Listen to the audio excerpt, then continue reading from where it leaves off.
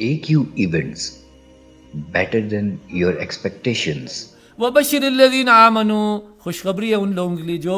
ایمان لائے، وَعَمِلُوا الصَّالِحَاتِ اور انہوں نے اچھے اعمال کیے، أَنَّ لَهُمْ جَنَّاتٍ، یہ کہ ان کے لیے جنت ہے۔ اب یہ جنت ایک ایسی یہ آواز ہمارے کانوں میں آئے تو اس کا فوری رد عمل کیا ہونا چاہیے؟ اللہ ہمیں بھی اس کا مستحق بنانا،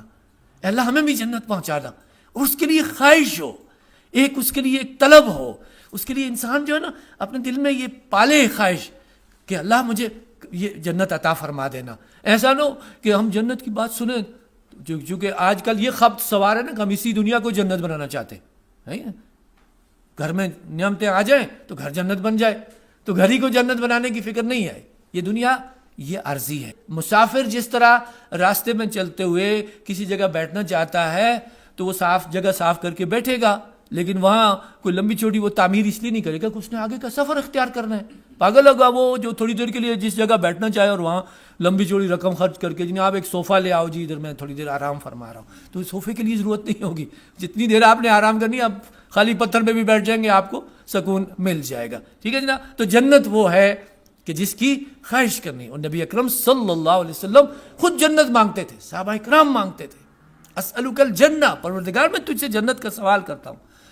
اور اس جنت کی کیفیت تجری من تحت الانہار، جس کے نیچے سے نہریں بہہ رہی ہوں گی، یہ جنت ہے۔ آج کل کی دانش جو کہ اصل میں بے وقوفی ہے اور کند ذہنی ہے، اس طرح کی چیزوں کو جو ہے نا وہ مذاق میں اڑاتے ہیں، وہ کہتے ہیں بس مسلم کے لیے جنت ایسی، یہ ڈھگوسلے، نعوذ باللہ، ڈھگوسلے نہیں ہے، اللہ کا فرمایا ہوا سچ ہے، اس پر ہمارا یقین ہونا چاہیے، البتہ اس کے لیے کوشش اور تگ و دو کرنی ہے، اور پھر اللہ کی رحمت بھی مانگنی ہے، یعنی تگ و دو کر کے بھی پھر ہم نے اللہ سے درخواست کرنی ہے کہ اللہ ہماری یہ کوشش، ضروری نہیں کہ اپ ٹو دا مارک ہو کہ جس کے لیے ہم انٹائٹل ہو جائے جنت کے، نہیں، ہم آپ کی رحمت کے متلاشی ہیں، کوشش ہم جاری رکھیں گے لیکن جنت ہمیں آپ کی رحمت سے ملے گی، اس کے لیے کوشش کرنی ہے۔ کلما رزقوا منہا، جب جب انہیں جو ہے وہ رزق اس میں دیا جائے گا، جنت کے اندر جو میوے کھانے کو دیے جائیں گے، من ثمرات رزقا، تو قالوا، تو وہ کہیں گے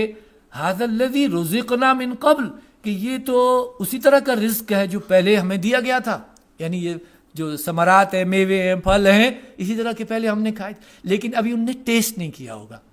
ابھی انہوں نے دیکھا ہوگا۔ آپ تصور کریں نا کہ انار کسی کے سامنے رکھا جائے، وہ کہیں گے ہاں انار تو میں واقف ہوں، یہ تو ویسا ہی نہیں ہے جو دنیا میں تھا، لیکن نہیں جناب، اس کو ذرا ٹیسٹ کر کے دیکھیے گا، پھر پتہ چلے گا کہ دنیا کا انار اور اس انار میں کتنا بڑا فرق ہے۔ اسی لیے وہاں کی جو نعمتیں ہیں ان کے بارے میں رسول اللہ صلی اللہ علیہ وسلم نے فرمایا کہ کبھی کسی نے ان کے بارے میں گمان بھی نہیں کیا ہوگا کہ اتنا کچھ مل جائے گا۔ باقی جو حواس ہے وہ تو شاید کسی درجے میں ان کا ادراک کرے، لیکن حق ادا نہیں کر سکیں گے، بعد میں پتہ چلے گا او میری آنکھ دھوکہ کھا گئی، یہ تو لگا مجھے کہ یہ انار وہ ہے، لیکن اصلاً تو اس کی حقیقت اس سے سوا ہے۔ تو وَأُتُوا بِهِ مُتَشَابِهًا، اور وہ دیے گئے ان کے ان جیسے، یعنی ہم شکل میوے، اس لیے کہ کوئی ایسی چیز لائی جائے انسان کے سامنے جو بالکل اجنبی ہو تو وہ تھوڑی دیر کے لیے تو سوچتا ہے نہیں یہ ہے کیا چیز، ابھی تو فیملیئر ہونے کے لیے اس کو وقت چاہیے ہوگا، پھر پتہ چلے گا نا کہ اس کی حقیقت کیا ہے۔ اسی لیے اس مغالطے سے ان کو، اور اس تھوڑے سے کنفیوژن سے بھی ان کو بچانے کے لیے، اس سسپینس سے بھی ان کو جو ہے وہ محفوظ رکھنے کے لیے اللہ تعالیٰ جو میوے پیش فرمائیں گے وہ ہم شکل ہوں گے اس دنیا کے میووں کے، لیکن حقیقت ان کی بہت جدا ان سے جو ہمارے وہم و گمان میں اس دنیا میں نہیں آ سکتی۔ وَلَهُمْ فِيهَا أَزْوَاجٌ مُطَهَّرَةٌ، اور وہاں ان کے لیے جوڑے ہوں گے پاک باز، یعنی ویسے تو عرف عام میں زوجہ مطہرہ بیویوں کے لیے استعمال ہوتا ہے، لیکن جو اسلوب ہے وہ یہ بتا رہا ہے